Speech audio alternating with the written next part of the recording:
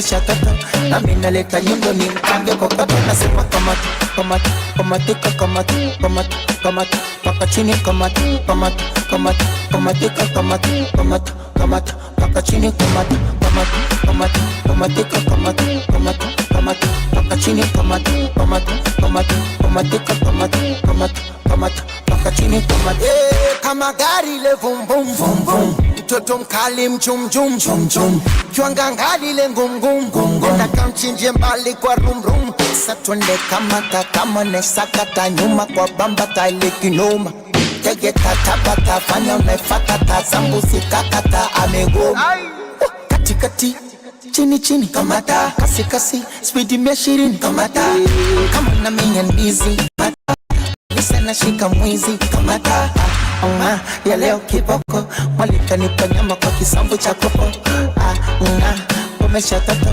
na mimi naleta nyundo ni mtwange kokoto nasema kamata kamata kamatika kamata kamata kamata paka chini kamata kamata kamata kamatika kamata kamata kamata paka chini kamata kamata kamata kamatika kamata kamata kamata paka chini kamata kamata kamata kamatika kamata kamata kamata paka chini kamata Comic Slicer.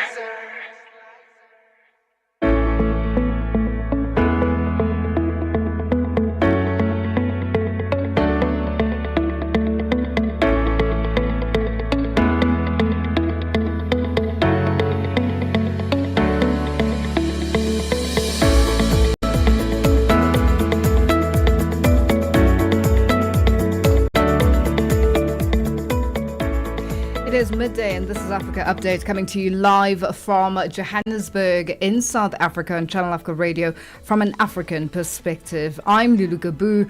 I'm in studio with Onele Nzinzi, Chanduko Ligege and Musibudi Makura. A lot coming up in this hour. Quite a big agenda too. He's planning to travel to 3 of the region and the world's wealthiest countries really, Saudi Arabia, Qatar as well as the United Arab Emirates. US President Donald Trump travels to the Middle East for high-level meetings. She has basically acquitted herself in the field of global tourism. She is a familiar figure and very competent in the field of tourism. And the African Travel Commission is calling for its members to endorse Gloria Guevara for Secretary General for the United Nations Tourism Organization post. But first, the news with Onele Nzinzi and our sports headlines with Msibudi Makura. SABC News. The African Perspective. Thank you, Lulu, and greetings to our listeners. More than 100 people have died after flooding in a village near the shores of Lake Tanganyika in the Eastern Democratic Republic of Congo. The flooding, which affected the village of Kasada, comes as a vulnerable moment for the Central African nation. The affected area is still under administration of Kinshasa and is not amongst the zones taken by the M23. Local officials say the Kasaba area is only accessible via Lake Tanganyika and was not covered by the mobile phone network, which could delay humanitarian relief efforts. The M23 rebels have intensified an offensive in the eastern region since the start of the year, with thousands killed in fighting in the first 2 months of the year. The founder of a grassroots group called the Amerikaners, Sam Buser, has defended the reasons behind the departure of the first group of white Afrikaners granted refugee status by the U.S. government. The group is expected to arrive in Washington today. They departed OR Tambo International Airport in Johannesburg last night. The group reportedly includes 49 Afrikaners, comprising families, older people and some younger couples. They claim discrimination is in their home country, a lack of jobs, and say they have been targeted by violence because of their race. The chartered aircraft is expected to arrive in Dallas International Airport outside the Washington, D.C. Buser says the political climate has prompted the group to leave. Well, the primary issues are the legislative walls closing in on white South Africans. And, you know, whereas we've had lots of chats with the international press recently, and they sort of recoil when we use the term black and white, the reality is no, not at all, but those words are used in our legislation in this country to preclude white folks from obviously running businesses without having to offer up a percentage of their businesses, from obtaining jobs. Visionary curator and arts leader Kaya Kyo has died at the age of 57. Cameroon-born Kyo was the executive director and chief curator of Zit's Museum of Contemporary Arts Africa in Cape Town in South Africa's Western Cape province, where she championed contemporary African art. She also founded Raw Material Company in Dakar and was set to curate the 61st Venice Biennale in 2026. Her exhibitions are described as meaningful and timely and scholarly work that has reshaped global conservation on African and diasporic art. Religious groups in the Buffalo City Metro in the Eastern Cape province in South Africa have gathered outside the East London Regional Court, calling on justice system to speedily conclude the case against the televangelist Timothy Omotoso. Omotoso is expected to appear in court after he was arrested in East London CBD during the week, and his arrest follows the rejection of his application by the Home Affairs Minister to overturn the department's decision to declare him a prohibited person in the country. Reverend Mpumelelo Qabaza is speaking on behalf of the religious community. We want to exert pressure to the court to make sure that the case is fast-tracked. We need it to be done in speed, and every process that has to do with his arrest must be done quickly so that he may leave the country. He is no longer accepted by the people of this country. His ministry is no longer welcomed, so I want him to leave. We are here on behalf of our people, in support of our people. And lastly, the Kurdistan Workers' Party, the PKK, which has waged a 40-year insurgency against Turkey, has announced it is laying down its arms and disbanding. In February, the group's jailed leader called for the organization to dissolve. The BBC's Olan Green. This move signals the end of one of the world's longest conflicts, launched by the PKK in 1984, with the aim of securing the independent Kurdish state they were promised after World War I. It was the PKK founder, Abdullah Öcalan, who issued a call for peace from the island prison where he has been held since 1999. There's speculation that he may be paroled, and Kurds will be hoping for a new political dialogue and pathway towards greater Kurdish rights. Channel Africa News, I am Onele Nsinsi. SABC News. The African Perspective. And coming up in your sports news this hour, South African club Orlando Pirates grant Jose Ribeiro an early release, with media reports suggesting he's heading to Al Ahly in Egypt, and Virat Kohli announces his retirement from Test cricket, bringing down the curtain on a glorious career. I'll have details of these and other stories at 12:30. Africa Update with Lulu Gaboo, 12 to 1 p.m. Central African Time. Well, thank you to Msibudi Makura on our sports headlines, and Onele Nzinzi with our news update. We're coming to you live from Johannesburg in South Africa, and join us in conversation on our social media platforms. That's on X, Instagram, and subscribe on YouTube at Channel Africa 1, on Facebook at Channel Africa. You can also send us your comments and voice notes to +2763, that's 4069126, hashtag Africa Update, and let us know which country you're in. And if you have any stories that you'd like us to highlight or to focus on, send us an email. It is newsroom@channelafrica.co.za, or give us a call on +27 11 714 4459. Get Channel Africa on DSTV Audio Bouquet. Channel 802. Africa Update on Channel Africa. It is 12:08 Central African Time, and we're coming to you live from Johannesburg in South Africa. The United States President Donald Trump is this week embarking on the first foreign trip of his second administration, with a tour of the Middle East as he looks to secure investment, trade and technology deals from leaders.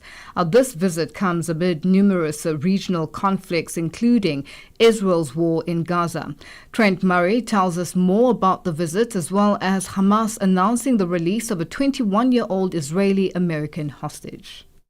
President Trump is returning for a historic visit to the Middle East, in the words of the White House press secretary. She says it is about promoting a vision where extremism is defeated through commerce and cultural exchanges. This is President Trump's first big overseas planned visit since he returned to the White House. He, of course, did travel to Rome for the funeral of Pope Francis, but this is his first big major trip planned. Quite a big agenda too. He's planning to travel to three of the region and the world's wealthiest countries, really: Saudi Arabia, Qatar, as well as the United Arab Emirates. We are expecting a number of discussions around business deals potentially underway. We know that he is looking to try and extract some foreign investment from some of those wealthy, oil-rich countries.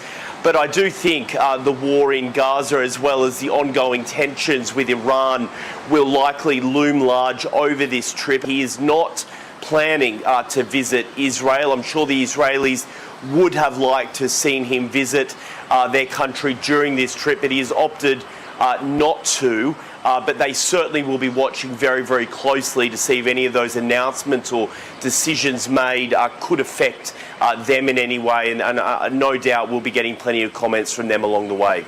It's thought there are 59 hostages still in Gaza, of which up to 24 of them are still alive. Now, that includes the Israeli-American citizen Eden Alexander. Overnight, Hamas made this announcement that they would be releasing him as part of a goodwill gesture as President Trump returns here to the region. It appears what has happened here is that it's been a slightly different negotiating tactic to ones we've seen in the past. It appears the Americans have dealt directly with Hamas in order to get this deal over the line without Israeli involvement.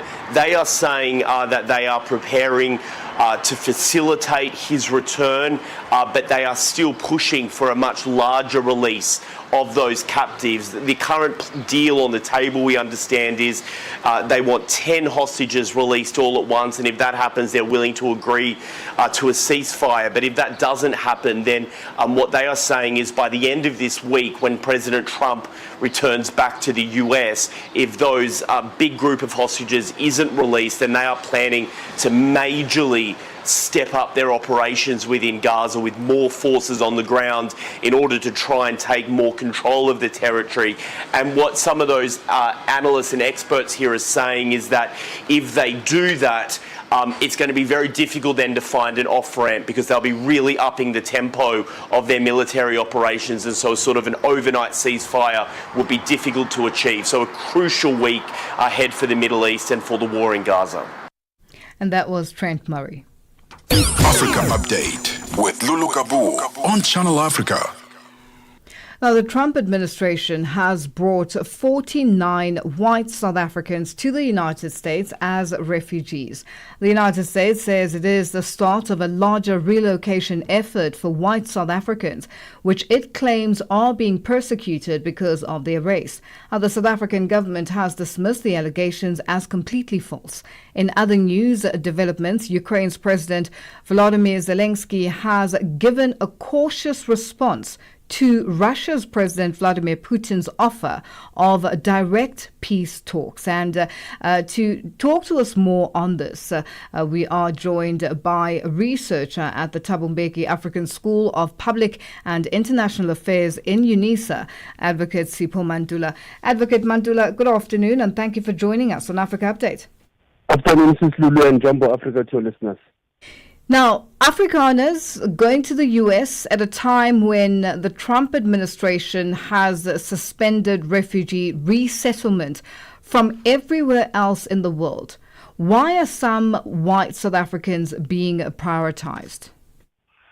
Since Lulu, you will understand this is something that is contradicting the international human rights norms and values of immigrants or migrants or refugees, asylum seekers, whether political or economic. But when you look at the genesis of this white tourists, we might call them tourists rather than refugees, because they don't even fit into the meaning of being refugees. Because if you look at our Refugee Act of 1998, there is no threat against none of this race in terms of culture, religion, or race. And secondly, South Africa, I think it has acceded to many international instruments in terms of respecting if there are refugees. But the executive order of February 7 is what we saw yesterday coming into implementation. Now, Trump is bringing white South Africans to the U.S. as refugees, but what persecution are they facing? And at what cost are these white refugees going to be facing in terms of, they're coming from South Africa, the claims that they're making against the country and how they're being treated and how they feel in this country, and going to the U.S. where the U.S. also has their own challenges? Absolutely. When you look at domestic challenges, whether it's in the U.S. or whether it's in other continents, Africa has been facing the same challenges in terms of looking at the issue of what we call race relation. Now, when you look at this concern or this legitimate cry by the white Africans, South Africans who have been lamenting since, I would say to you, even during the time of Nelson Mandela, there was a tendency of most of them, they'll go even to the UN and fluctuate numbers of killings that are happening in the farms. As if in the farms it is only white people who are staying in the farms. Black people, they do become victims of crime. But also you might say one of the triggers, I think it was this issue of the land reform that happened early this year. And also the issue of the discrimination that they are raising coming out of many political figures in this country as they are talking about the issues around race, the issues around land, might be the trigger. But as you have said, the Trump administration is also missing to understand the national geopolitics of South Africa in terms of how South Africa has been trying for the past 31 years to reconcile with this other race. Hence, I've raised it this morning in one of our national TV, Lulu, to say our national dialogue that the president has delayed. Probably they should have ventilated all their fears, frustrations, or anger that they have, the same like any South African has. And look at the numbers. 49 is just a tiny minority. It's not even a percentage of a country that we can say we are in a crisis. Do we know what the exact figures are with regards to the white South Africans, Afrikaner South Africans who have applied for refugee status in the U.S.? Remember the last figure we got was 167, but this being a personal information, it's not easy to be in public. The numbers that we got yesterday is those who went through the vetting process, is those who went through the immigration process. And look how special they are. They had a chartered flight also that has to take them from OR Tambo to the U.S. So the issues are, it is not all about the numbers. The issue is also the peddling of lies against their own country. And I think it's high time that many African countries, South Africa, should deal with this question of people who are peddling lies at an international level. Now, Advocate Mandula, now with looking at a different part of the Donald Trump presidency or administration, the U.S. president is now embarking on the first foreign trip of his second administration with a tour of the Middle East. What can we expect? Why do you think he is starting with the Middle East, with everything that's happening in the Gaza Strip and with regards to Israel, and how this crisis is just continuing and nobody seems to be able to do anything to stop it, including Trump himself? Lulu, you'll understand that this trip is actually a second leg of Trump. In his first administration, he did the same trip to the Gulf of Arab, to the Middle East, to your Saudi Arabia, United Arab Emirates, as well as Qatar.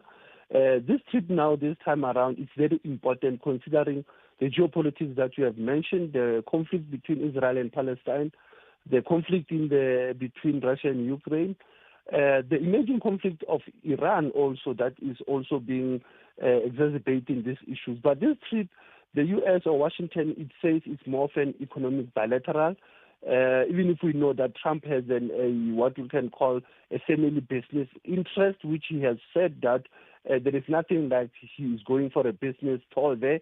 It is an economic political assignment to restore relationship with the Arab countries. But also remember, he's trying to pacify this appetite that we have seen Saudi Arabia, United Arab Emirates being interested to be part of the global BRICS countries. So he is going there to become an obstructionist, but also playing what we call in international laws, international relations, transactional foreign policy tactic, going for investments, going to look how to make America great, but still making America alone. Now, they've basically come out and stated that there are no plans for Trump to visit Israel amid the tensions over the Gaza war. Is there a growing understanding in Washington and Israel that Trump has taken a step back from attempting to mediate in the war in Gaza? Remember that even the issue of Gaza, it has been having different levels in terms of engagement, whether the UN and now it is at the ICJ. And as you have said, the first trip, there was a Jerusalem visit, but this second time around, it seems that Benjamin Netanyahu's visit to Trump 2 weeks ago did not make any means that he can engage with Israel. But we know very well, Lulu, how the European countries, those who met at Kyiv over the weekend, are still in support of Israel. Most of them are still in support of Ukraine. We are calling them the coalition of the willing. They've been supportive with each other. But what we seek now, Lulu, I think in the 21st century and in 2025, is to see global peace, is to see global stability, looking at what Trump has already started with this trade war. Now, the interesting part is there's already a gift that's been given to President Trump, but currently he is the president, so it's been given to Washington, the Washington administration, but he is with a clause that he should be allowed to leave with the plane as soon as his presidency or his presidential term ends. This is a very interesting one. Absolutely, and in the laws of whether in office, public office, you have to always declare. For Trump is that he will wait for his presidency to go out. But like I said earlier, it's what I called to say earlier, transactional policies that Trump is playing around. He's using his business appetite in the Gulf of Arab. Considering how the Biden, the Reagan, the Bush administration has dealt with the Gulf of Arab states, Trump, I think, is pacifying them. He's trying to soften them, and hence he's getting all these gifts from the royal families from the Gulf of Arab. But I think it is at the price of them trying to invest in the U.S. also. Remember that also the Gulf of Arab states, they are looking at their investment, they are looking at their national interest. So one will look at that this gift for him, it is part of what, we have said that there's even a room of building a Trump hotel, Trump golf estate. So it seems Trump's appetite to post the presidency might be in the Gulf of Arab states. Now, Russia's President Vladimir Putin, yesterday proposed direct negotiations in the coming days to end the conflict in Ukraine. However, he didn't address a 30-day ceasefire proposal drawn up by European leaders. Is Putin committed to this 30-day ceasefire starting from today, which is Monday? I did see one of his senior, administrators speaking of the fact that they had proposed, as Russia, a 3-day ceasefire, which Vladimir Zelensky had not not responded to, but the EU came up with the proposal of the 30-day, and Russia seemed to have been irritated with the fact that they're not even considering the 3-day ceasefire, but are coming up with a longer term with regards to a ceasefire. So is there an impasse here? Are we likely to see this happening? No, there is an impasse partly, but you'll understand the context of why Russia pushed for unilateral ceasefire on the 3 days, considering the victory day that they were going through. You'll understand the Kiev meeting in the train of the European countries, how they have connived and colluded in terms of agreeing on this 30-day ceasefire, and Putin saying that there are no preconditions. The direct talks does not automatically give you the unilateral ceasefire. The issue of engaging on the talks first is that the talks will come with the end result of the ceasefire, will have an end result of what we'll call a transitional justice, the issues around reconstruction and development of both Russia and Ukraine. Because remember, both countries for the past 3 years, Lulu, they've got many challenges that they have faced in terms of what we call the cost of the war. There is a cost of a war that if you have to analyze, this war, it is not all about human lives. It has also affected infrastructure. It has also affected international trade. It has affected also the issues around international peace and security in the continent. So I think President Vladimir Putin, by calling African leaders over the weekend, and we see other 5 leaders meeting somewhere in Kyiv, it shows that the geopolitics are now connecting in terms of searching for global peace and stability. Advocate Mantula, it's always a pleasure chatting to you. I wish we could take this even further, but we have run out of time. Thank you for joining us on Africa Update today. Asante sana, my sister. That's Advocate Sipho Mantula, researcher at the Thabo Mbeki African School of Public and International Affairs in UNISA, joining us on the line. Africa Update with Lulu Gaboo, 12 to 1 p.m. Central African Time. It is 25 after 12 Central African Time, and we're coming to you live from Johannesburg in South Africa. Now, the African Travel Commission is calling for its members to endorse Gloria Guevara for Secretary General for the United Nations Tourism Organizational post. Now, the ATC says the incumbent Secretary General, Zurab Polikasuvli, who is completing a second term, must be allowed to alter established norms in an attempt to, must not be allowed to alter established norms in an attempt to secure a third term. Our 6 candidates are running for the leadership of the UN Tourism Organization. Now, the Institute of Culture Diplomacy President and former Minister of Tourism and Hospitality, the hospitality industry of Zimbabwe, Walter Mzembe, elaborates on why they're backing Gloria Guevara. We are endorsing Gloria because she has basically acquitted herself in the field of global tourism, first as Minister of State for Tourism for the Republic of Mexico during the time that we were ministers ourselves, myself, the likes of Martinez in South Africa, Derek Hanekom. She is a familiar figure and very competent in the field of tourism.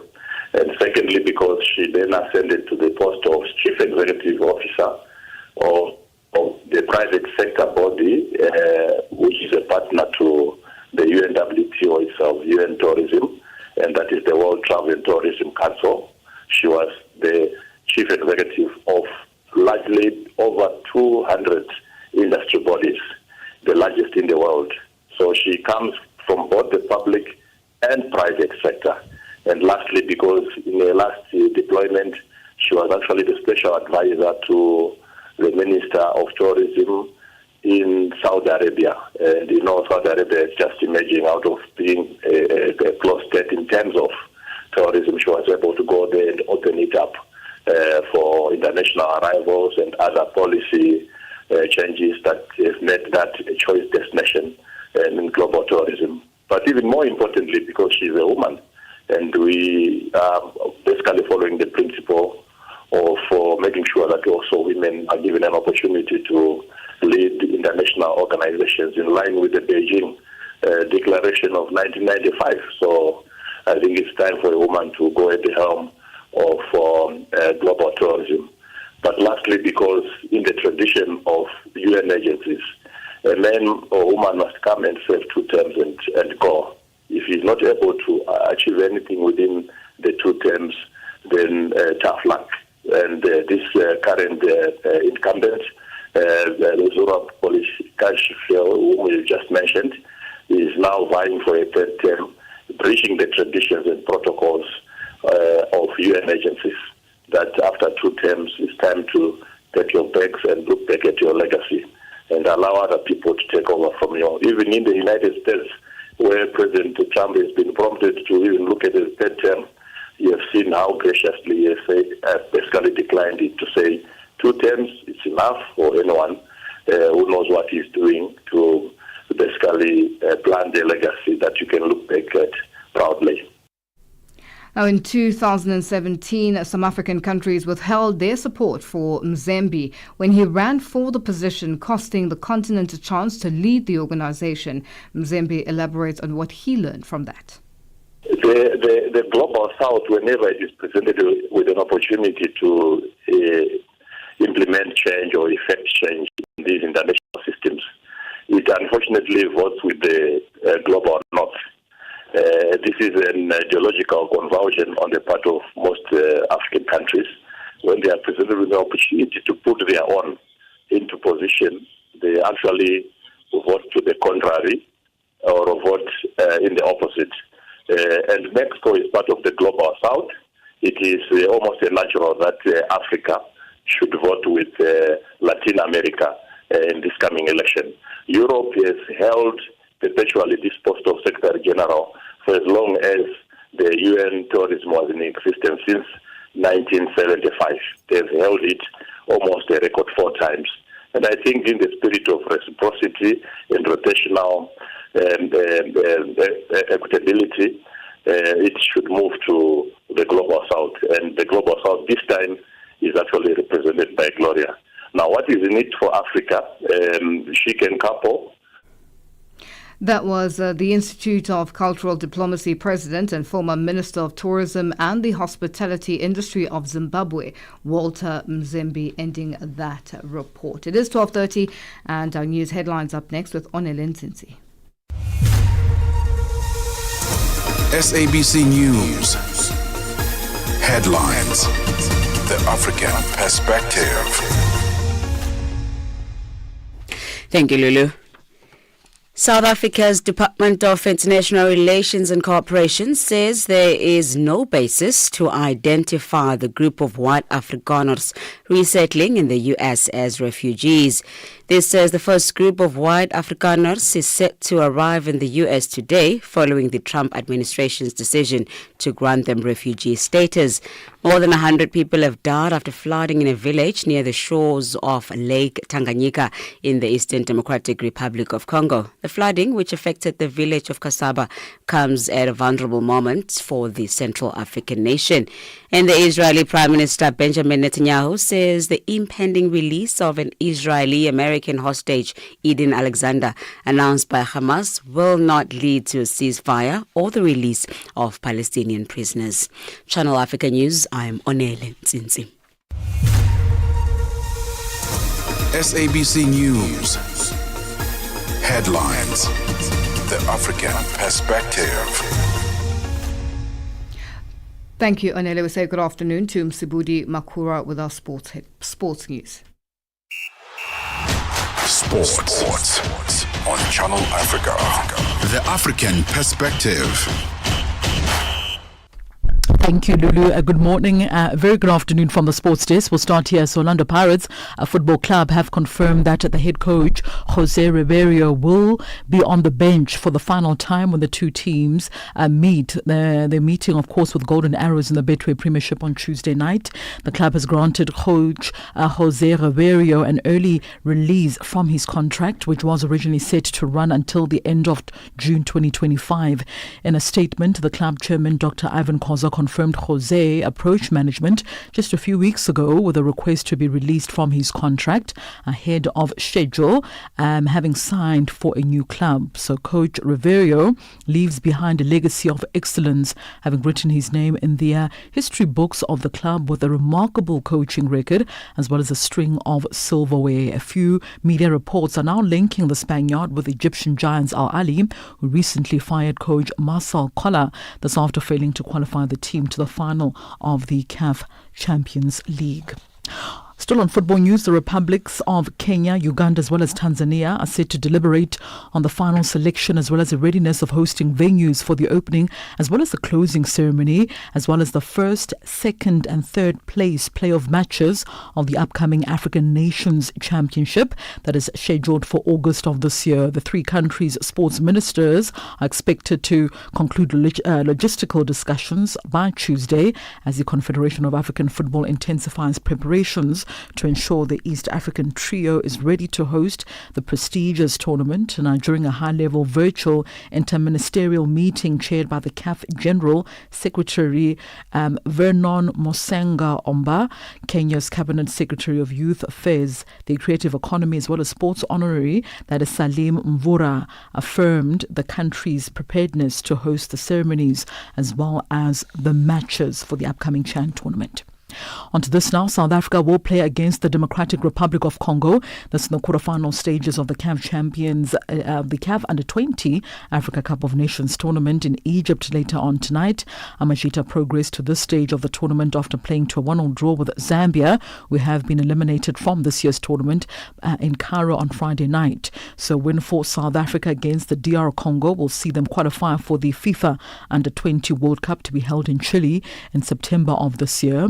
The Southern African derby between South Africa as well as Zambia saw a fast-paced opening at the 30 June Stadium on Friday, and Amajita opened the scoring through Kutlwano Letlaku after 8 minutes. South Africa finished the group stages on top of the standings on goal difference ahead of Sierra Leone, who also finished on 7 points, but in second position on the log. In a cricket news now, Indian batsman Virat Kohli announced his retirement from Test cricket earlier on today, bringing down the curtain on a sparkling career and the longest format just 3 days after Rohit Sharma did the same.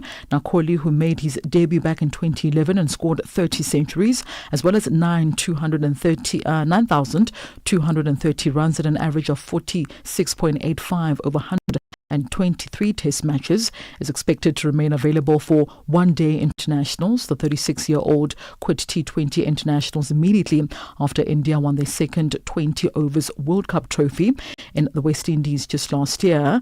So while Kohli's final test wrapped up with a 3-1 Test series defeat by Australia in January that saw India relinquish the Border Gavaskar trophy for the first time in a decade, he will be remembered, of course, by most for his spell as captain between 2014 and 2022. Kohli won about 40 of his 68 Test matches in charge of India to become the country's most successful skip in the format, and also sits fourth in the list of the captains with the most Test victories.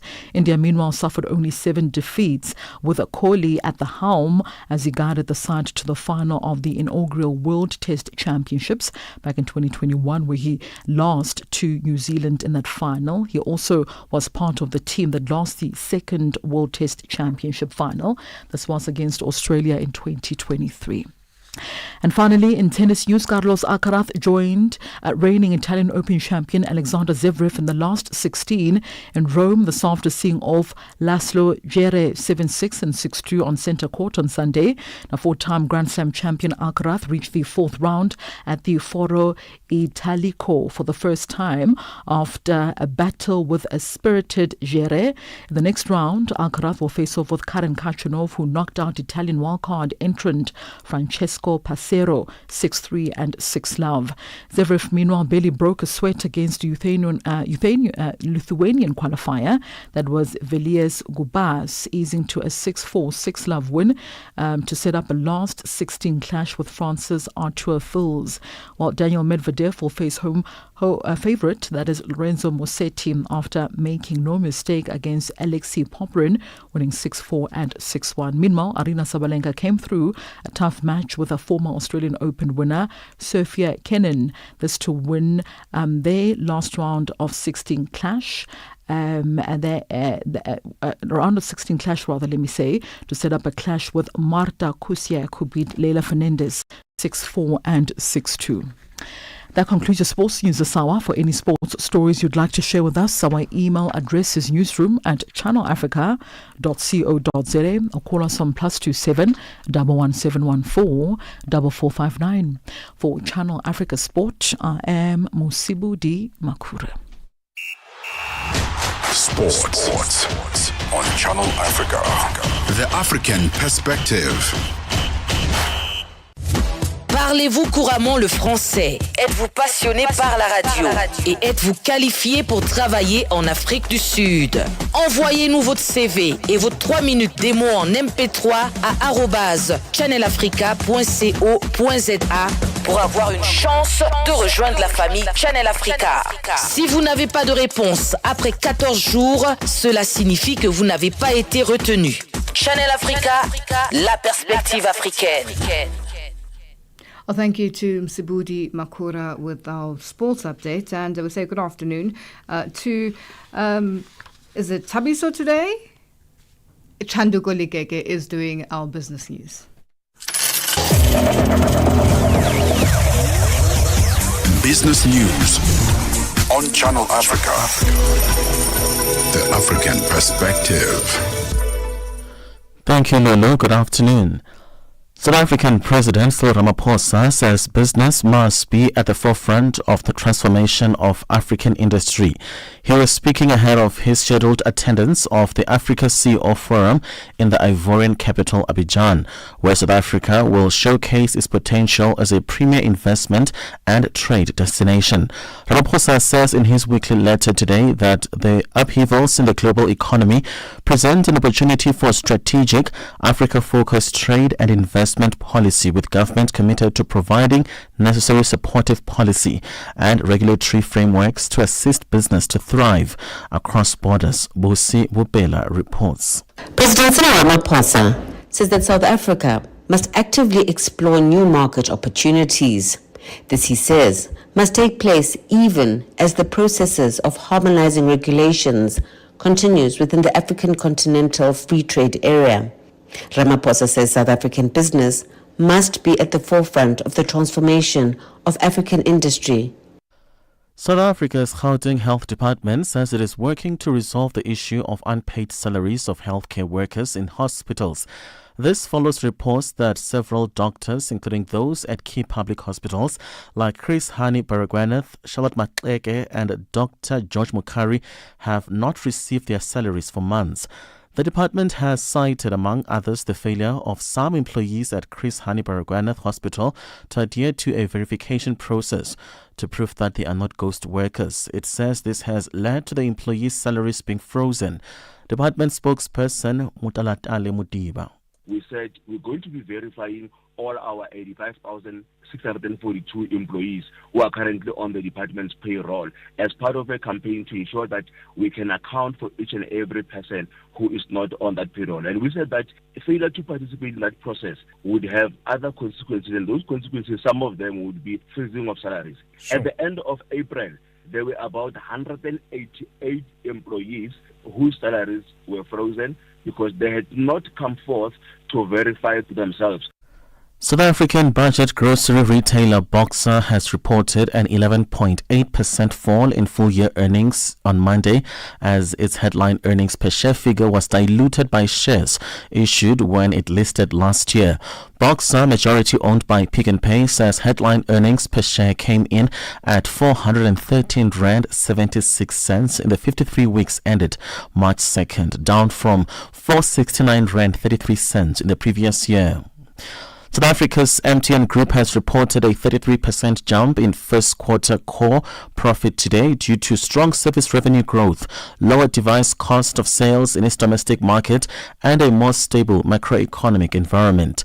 Group service revenue increased 10.4% overall in the quarter. This was helped by a 40.4% growth in MTN Nigeria and 39.5% in MTN Ghana. MTN South Africa continued to navigate competitive challenges, most notably in the prepaid segment, with service revenue up by 2.6%. Chinese stocks on the Shanghai and Hong Kong markets have rallied, and the yuan has strengthened after positive weekend trade talks in Geneva between China and the US. Both sides say progress has been made towards averting a devastating tariff war. But the deputy head of the International Chamber of Commerce, Andrew Wilson, says President Donald Trump's espousal of heavy import taxes has shifted the world's expectations. I think that is the risk, that our perceptions have been recalibrated to such an extent that the US administration has shifted the economic clock back to the 1930s or even the early 1900s. I don't think we should be comfortable accepting that as a baseline. Tariffs come with huge costs. There are enormous risks to the US economy, and we're already seeing consumer confidence and business confidence in the US deteriorating as a result. $1 in Nigeria is trading at 1,000 naira 606. In Botswana, 13 pula 46. Kenya, the dollar is at 128 shilling 707. Zambia, 27 kwacha 3.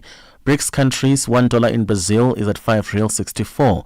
Russia, 82 rubles 49. India, 85 rupee 38. China, 71 22. South Africa, $1 is at 18 rand 23. $1 is 75 pence to the British pound, 88 to the euro. Commodities, gold is at $3,231, platinum at $83 per ounce. The price of Brent crude oil at $65.46 a barrel. That is all for now. For any business stories you'd like to share with us, please send us an email, newsroom@channelafrica.co.za, or you can call us on +27 11 714 4459. For Channel Africa Business, I am Chanduko Ligege. Business news on Channel Africa. The African perspective. Africa Update with Lulu Gaboo on Channel Africa. Well, thank you to Chandu Goligege with our business news. It is 12:44 Central African time, and we're coming to you live from Johannesburg in South Africa. South Africa's education system faces a critical crisis, with teachers experiencing burnout, inadequate resources, and there is a mass exodus from the profession. This is contained in the Anton Lebowski Educational Trust Alert Report, which paints these alarming conditions, including overcrowded classrooms with 50-plus students, crumbling infrastructure, and teachers forced to handle violence and crime without proper support or compensation. The situation has created a significant skills gap as fewer young South Africans choose teaching careers due to low pay, outdated training, and diminished professional respect. And for more on the issues contained in the report, we are joined on the line by the director at Alert, that's Nadia Lubowski. Nadia, good afternoon, and thank you for joining us on Africa Update. Hi, good afternoon. Thank you for having me on the show. Nadia, when you read what's happening, the exodus of teachers from the profession, and young people choosing not to become teachers and choosing more lucrative sectors, so to speak. Just tell us more about this report and how it all came about, and just the research and the detail that went into it.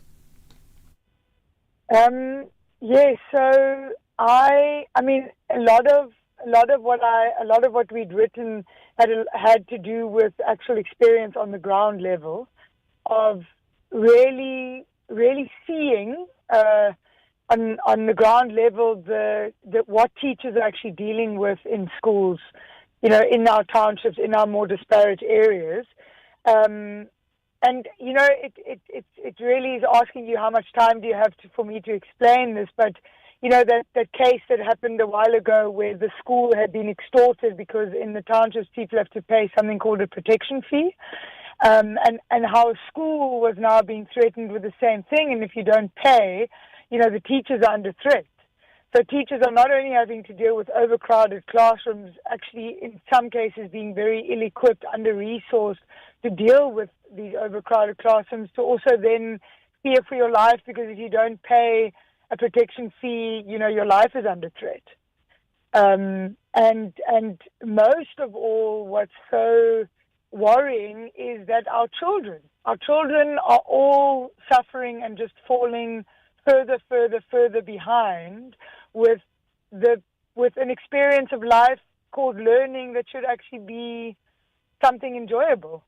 Learning, your brain developing, these are all things that are incredibly exhilarating for a human being, because it's what we're born and wired to do, and that is just being taken away from you and you being robbed of an experience, which is all just, it's all desperately sad at the moment. Yeah. Now, public schools, the ratio in terms of the learner-teacher ratios, with some educators managing classrooms of over 50 students at a time.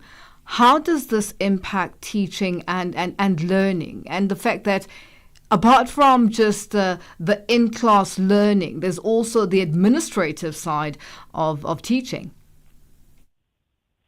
Yeah, you see, it's these questions, you're asking such incredibly important and pertinent questions, and the answers are all very, complex. In the sense that, so we work predominantly in early childhood development settings, and most of these settings are grossly overcrowded, but it also has to do with that the health inspector does come and ask how many children are there, and there's only X amount of children allowed to be per square area. But the women that are doing these incredible jobs of trying to take care of young children are desperately just trying to help the community and are trying to help get children off the streets. It's the same actually for primary schools, that the teachers are overcrowded because there's not enough good schools for the amount of children that need to go to school. So there's the chaos management of needing to manage so many children in a confined space. And then that confined space, because in teaching and learning, your environment forms the role of another teacher. If your environment is conducive to learning, that environment actually teaches a child as well. But now none of these environments are set up properly. And the teacher, again, you mentioned the administrative load, is also overloaded with the amount of administration that it needs to do versus the amount of time that she gets to actually plan lessons. But it's also under-resourced in the ability to plan for that. Isn't trained correctly. Our education system as we know it is ending because schools are not equipping our learners for what they need to face in daily life. Our children in our townships are facing deep traumas on a daily basis. And going to school is possibly a safe place, but it's possibly another space that actually perpetuates the unsafety for the child. Now, what recommendations does the report make in order to improve or make changes? So we as a civil society need to step up, especially in the way that our schools are so disparate in the different areas. Our bishops' children and our other children are not facing these kinds of problems. So there has to be a civil society step up of needing to actually help in making these problems that these learners face, a different reality. There is a whole bunch of recommendations, but it's a very these problems are complex. They're not complicated. Yeah. We all need to engage in what that complexity is, and we need to step up and stop ignoring it as a problem. And then our statistics are all going down in terms of our children, our learner abilities, but we're not actually facing the complexity in which we need to solve this problem. Yeah. Well, Nadia, unfortunately, we have run out of time and are going to have to leave it here for today. Thank you so much for joining us on Africa Update. It's a pleasure. Thank you. Thank you for having me. That's Nadia Lubowski, Director of the Anton Lubowski Educational Trust, joining us on the line.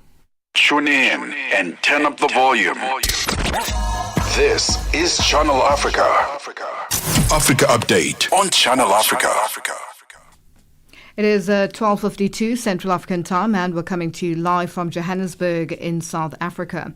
Nigerian televangelist Timothy Omotoso is expected, has appeared in South Africa's East London Magistrates Court after he was arrested this past weekend, and he was arrested on charges of contravening the provisions of the Immigration Act. Now, the arrest comes after the Minister of Home Affairs rejected the recent application to overturn the earlier decision to prohibit Omotoso from South Africa. Omotoso was acquitted of 32 sexual assault-related charges last month. This decision means that he is now illegally in the country. And to tell us more, we are joined on the line by an SABC journalist in East London covering the story, Lubabalo Dada. Lubabalo, good afternoon, and thank you for joining us on Africa Update. Good afternoon to you and your listeners at home. Now, what's happened in court? He has appeared. There seems to be an urgent application that was filed to the High Court. Tell us about this with regards to his prohibited status. Well, he has not yet appeared. We were informed by the court officials that he will appear at 2 in the afternoon, and also that as media we are not allowed to cover that appearance, as it may infringe on his right, because he was not he has not been formally charged. So this is still an inquest from what we've heard from the officials of the regional court here. But in the morning, yes, there were groups that were there, community groups, religious groups, as well as supporters of Omotoso.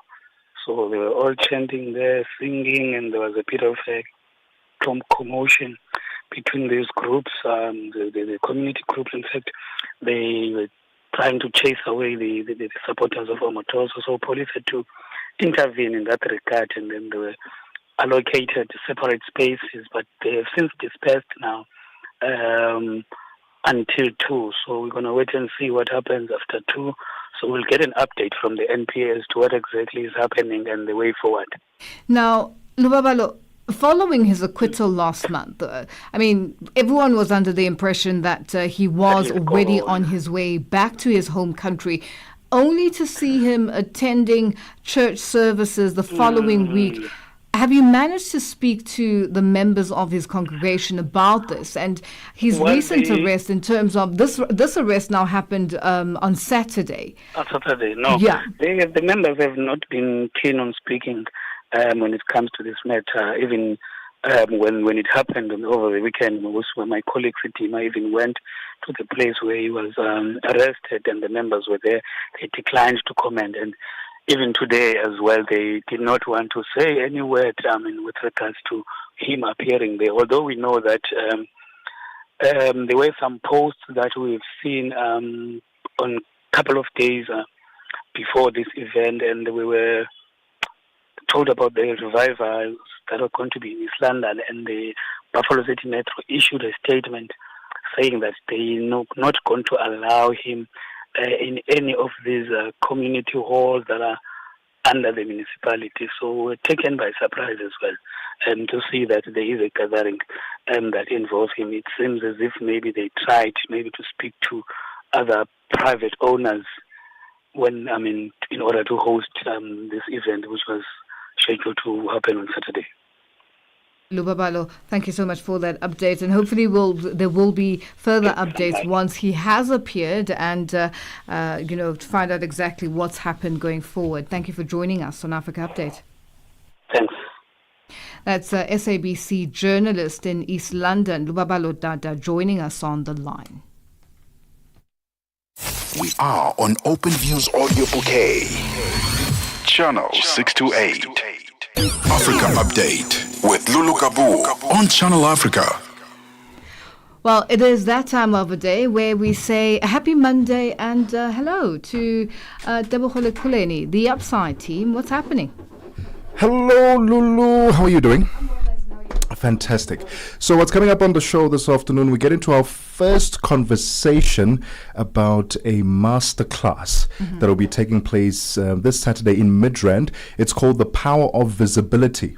It's where African women level up, show up, and shift the game, especially those who are in sectors which are predominantly dominated by by men. And so today's conversation will be about women in mining. And then what this masterclass is going to entail and who is it intended for. And then we've got our very first Side Hustle Diaries coming up this afternoon, where we profile some of your favorite celebrities, influential people, and find out what else they do besides outside of what we know them for. DJ Zinhle is going to be our first conversation, our first profile. We know her as a musician, but she's also an entrepreneur, a business mogul, and so we'll touch on some of her side hustles this afternoon. That's all coming up, and a lot of banter between myself and Nompumelelo Ngubeni. And you definitely must stay tuned for that from the top of the hour. That's Gaboo as well as Nompumelelo Ngubeni on the Upside. For myself, Lulu Gaboo, and the Africa Update team, that's our producer Tracy Bumgard, our technical operator Katu Madava, and social media Elaine Bengani. Thank you for joining us. Continue with us on our social media platforms, and it's goodbye for today. Let's do this again tomorrow.